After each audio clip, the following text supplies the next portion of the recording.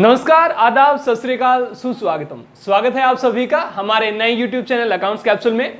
यह है हमारी वीडियो नंबर 12 और वीडियो नंबर 8 से लेकर वीडियो नंबर 11 तक हमने पढ़ा अकाउंटिंग प्रिंसिपल्स के बारे में। आज हम बात करने वाले हैं बेसिस ऑफ अकाउंटिंग के बारे में कि किस आधार पर हम अकाउंटिंग करते हैं, अकाउंटिंग जो है वो कितने प्रकार से करी जा सकती है। सबसे पहले अगर मैं बात करूं basis of accounting, basis of accounting के कितने आधार हैं, तो इसके कुल 3 आधार बनते हैं। सबसे पहले मैं कह सकता हूं cash basis accounting, second accrual basis accounting, accrual basis and third is hybrid या मैं कह सकता हूं मिक्स्ड अकाउंटिंग। देखिए, सबसे पहले कुछ एग्जाम्पल हम लेते हैं। जैसा मैंने आपको बताया था पिछली वीडियो में, मैंने आपको एक एग्जाम्पल दिया था, मैंने एक कॉन्सेप्ट आपको कराया था, वो था एक्रूअल कॉन्सेप्ट। और उस कॉन्सेप्ट में ये बताया गया था कि जब भी आपके खर्चे होते हैं तो हम ये ध्यान नहीं रखते अकाउंटिंग करते वक्त कि वो खर्चे पे कब करे गए हैं। वो जिस साल हो जाते हैं वो हम उसी साल के खर्च मान लेते हैं। हमें ये ध्यान नहीं रखना होता कि वो पे कब हुए हैं, हो सकता है वो 2 साल के बाद पे करे हो हमने। सेम ऐसे ही कुछ इनकम होती हैं, तो जो आज हमारी इनकम है, जो हमें मिली जाए भले ही आज ना हो, लेकिन हमारी आज की इनकम है, आज हमने कमा लिया इतना पैसा, भले ही वो आज हमें ना मिला हो, तो कुछ इस तरीके से हम अकाउंटिंग करते थे। वो जो था वो हमारा था कौन सा, वो हमारा एक्रूअल कॉन्सेप्ट था। लेकिन कैश बेसिस ऑफ अकाउंटिंग जो है वो अकाउंटिंग की बिल्कुल इसके ऑपोजिट जो है वो टेक्निक है, या मैं कहूं कि अकाउंटिंग की बिल्कुल ही ऑपोजिट जो है वो एक मेथड है। कि कैश बेसिस ऑफ अकाउंटिंग में क्या कहा जाता है कि हमने अकाउंटिंग करनी है, लेकिन हम तब करेंगे जब वो मिलेंगी। अगर आपकी इनकम आपने लिखनी है तो वो तब लिखनी है जब वो आपको मिल रही होगी। आपने अगर पेमेंट लिखनी है, पेमेंट कितनी हुई, तो आप पेमेंट उस दिन लिखोगे जिस दिन वो आपने एक्चुअल में पे कर दिया। सर, आपको यहां पर कोई भी क्रेडिट ट्रांजैक्शन लिखने की जरूरत नहीं होती। सो मैं लिख रहा हूं गाइज, कैश बेसिस में आप क्या करेंगे, income are not recorded unless they are received in cash। जब तक वो कैश में ना मिल जाए तब तक हम उसकी रिकॉर्डिंग नहीं करेंगे। उसके बाद सेम इसी तरीके से अगर मैं एक्सपेंसेस की बात करूं तो एक्सपेंसेस भी सेम, कि expenses are recorded only when expenses are recorded only when they are actual paid, जब वो हमने वास्तव में पे कर दिया हो, जिस साल हमने पे करा होगा आप उसी साल लिखेंगे। सर, आपका खर्च इस साल का था, आपका रेंट इस साल का था, लेकिन वो आपने पे करा 2 साल के बाद, तो 2 साल के बाद ही उसकी अकाउंटिंग करी जाती है। जो इस तरीके की जो अकाउंटिंग होती है वो कैश बेसिस ऑफ अकाउंटिंग होती है। जनरली करता कौन है, तो कैश बेसिस ऑफ अकाउंटिंग को जनरली मैं अगर बात करूं तो लॉयर, जो आपके प्रोफेशनल जो होते हैं, लॉयर्स की अगर मैं बात करूं, डॉक्टर्स की अगर मैं बात करूं, तो ये जो कुछ हमारे प्रोफेशनल्स होते हैं यही इस कैश बेसिस का यूज करते हैं, कैश बेसिस ऑफ अकाउंटिंग हमारी करते हैं।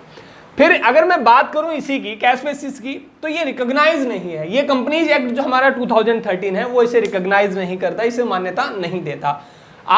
अगर आपने अकाउंटिंग करनी है तो कंपनीज एक्ट ये कहता है कि आप एक्रूअल बेसिस से जो है वो आप अपने अकाउंटिंग करेंगे। अब हम बात करें एक्रूअल बेसिस की, तो एक्रूअल बेसिस क्या है, आपने पढ़ा था मैचिंग कॉन्सेप्ट। इससे पहले जब हमने प्रिंसिपल पढ़े थे तो आपने पढ़ा था मैचिंग कॉन्सेप्ट, और मैचिंग कॉन्सेप्ट में ही आपने एक चीज देखी थी कि आप किसी साल की इनकम, अगर आप कोई इनकम अगर आप लिख रहे हैं तो उस साल के रिलेटेड, उससे रिलेटेड जो खर्चे हैं वो भी आप उसी साल लिख देते थे।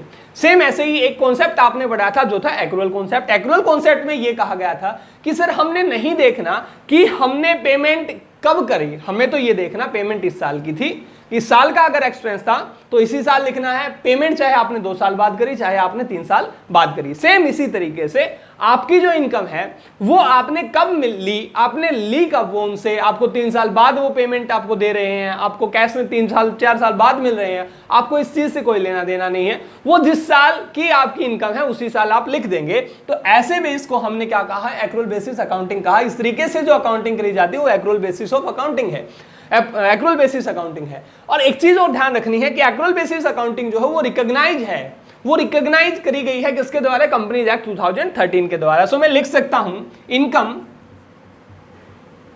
Income are recorded when they accrued and expenses are recorded when they are incurred।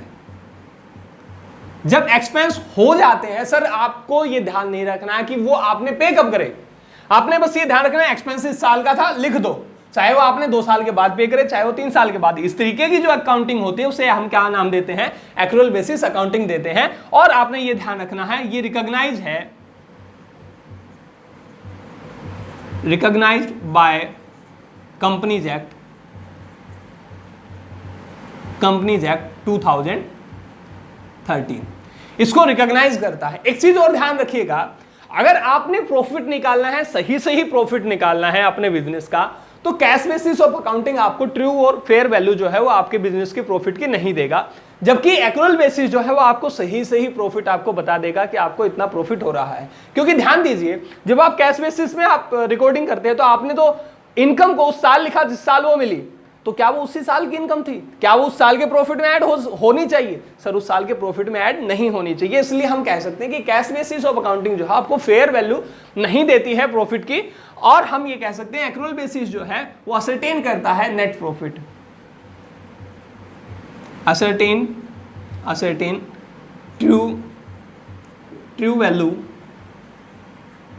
Of profit, हमें प्रॉफिट का सही पता चल जाता है। अब अगर मैं बात करूं तो करता कौन है इनको, एक्रूअल बेसिस को अकाउंटिंग जो है वो कर कौन रहा है, तो बिजनेस, जितने भी बिजनेस इंटरप्राइजेज हैं वो सारी की सारी जो है एक्रूअल बेसिस पे हम काम करते हैं, एक्रूअल बेसिस पे जो है वो अकाउंटिंग करती हैं। अपनी सारी इनकम और सारे एक्सपेंसेस या जो भी आपका रिकॉर्डिंग का काम हो वो हमारा एक्रूअल बेसिस पर किया जाता है। इसके बाद अगर मैं बात करूं हाइब्रिड और मिक्स्ड अकाउंटिंग की, तो सर ये क्या है, हाइब्रिड और मिक्स्ड अकाउंटिंग कुछ और नहीं है बल्कि कैश बेसिस का और एक्रूअल बेसिस का साझा रूप है, मिला हुआ रूप है।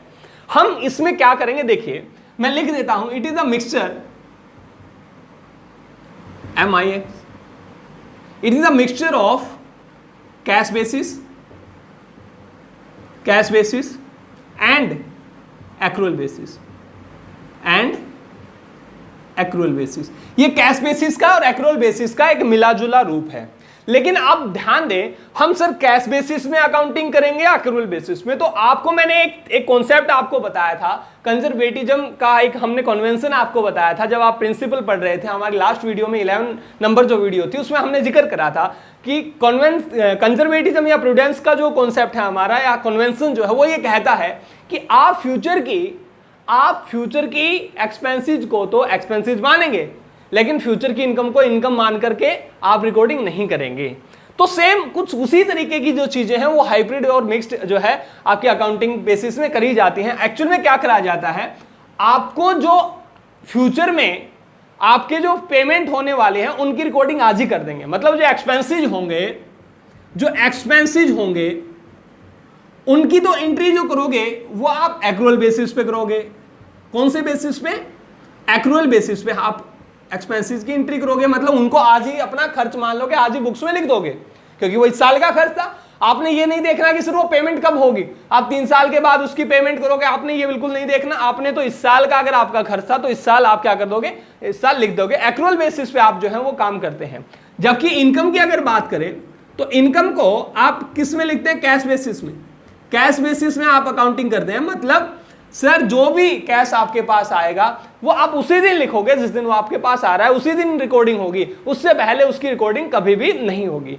अब एक और चीज ध्यान दीजिएगा सर, कैश बेसिस में, एक्रूअल बेसिस में और हाइब्रिड जो मिक्स जो है बेसिस में, इनमें सबसे आसान तरीका कौन सा है? तो जाहिर सी बात है सबसे आसान तरीका हमारा कैश बेसिस होता है। क्यों होता है? उसकी वजह है क्योंकि इसमें क्रेडिट ट्रांजैक्शन को इग्नोर किया जाता है। मैं यहां लिख सकता हूं क्रेडिट ट्रांजैक्शंस आर